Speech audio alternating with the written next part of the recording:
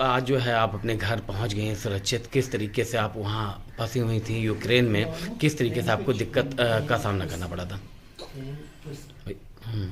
जब वहाँ पे बमबार्डिंग शुरू हुई उसके बाद तो बस ये लग रहा था कि बस घर ही जाना है। तो बॉर्डर तक ये लग रहा था कि बस बॉर्डर तक किसी तरह से पहुँच जाएं और क्रॉस कर जाएं।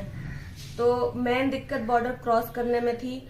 फिर उसके बाद रोमानिया पहुंचे हम लोग। फिर रोमानिया में भी दिक्कत वैसे कुछ नहीं थी, लेकिन टेम्परेचर माइनस में था।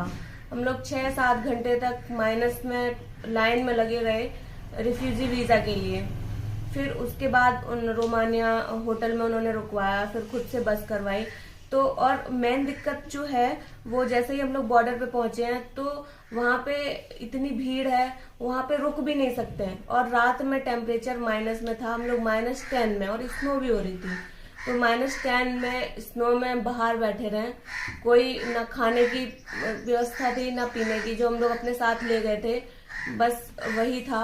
और ये था कि जल्दी से जल्दी बॉर्डर क्रॉस कर जाएं। फिर आपने जब बॉर्डर क्रॉस कर लिया उसके बाद इंडिया से कैसे मदद मिली थी? हाँ, इंडिया से बॉर्डर क्रॉस कर लिया उसके बाद भारत सरकार ने फ्लाइट की व्यवस्था की है। और फिर इंडिया आने के बाद फिर खाना की भी व्यवस्था है अलग अलग स्टेट के भवन में। जैसे हम लोग के लिए यूपी भवन में व्यवस्था की गई अच्छी।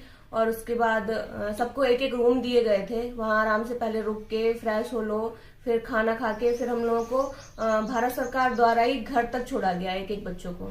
किस तरीके से सरकार को आप जो है बधाई दे रही हैं? सरकार बहुत ही सराहनीय काम कर रही है। और हम सरकार से मतलब सरकार का धन्यवाद देना चाहेंगे कि जो बच्चों को वहां से सेफली निकाल रही है।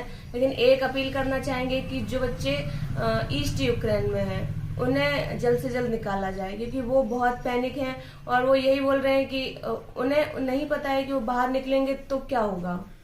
आप जहाँ थी वहाँ किस तरीके से आपको दिख रहे थे, क्या हमले हो रहे हैं, कितनी दूरी आपसे थी? मेरे से 2 किलोमीटर दूर पे एयरपोर्ट है, वहाँ पे हमला हुआ था। तो जब हम लोग उठे तो पूरे में धुआं छाया हुआ था। किस जगह पे थी आप? हम इवानो फ्रैंकिव्स्क। अच्छा, जब आपको ये मालूम हुआ उसके बाद आपको घबराहट हुई थी क्या? घबराहट तो बहुत हुई थी कि अब पता नहीं कब किस टाइम पे और दूसरा हमला हो जाए। हम लोग बाहर जा भी रहे हैं तो पता नहीं कौन मतलब रूसी सैनिक मिल जाए, कब मिल जाए। हालांकि तब वो इवानो फ्रैंकिव्स्क में नहीं घुसे थे, लेकिन खार्किव, ओडेसा यहाँ तक पहुँच चुके थे। खाने पीने का कैसे आप लोगों ने इंतजाम किया था फिर उसमें? जैसे ही बमबार्डिंग हुई सुबह 6 बजे हम लोग उठे और सीधे सुपरमार्केट है पास में, वहां से जितना भी खाने का सामान ले सकते थे वो लिया, पानी लिया। और फिर एटीएम में बहुत लंबी लाइन थी, वहां से कैश निकाला और जितना भी स्टोर कर सकते थे सामान, और ऐसा जो जल्दी खराब ना हो वो स्टोर कर लिया था।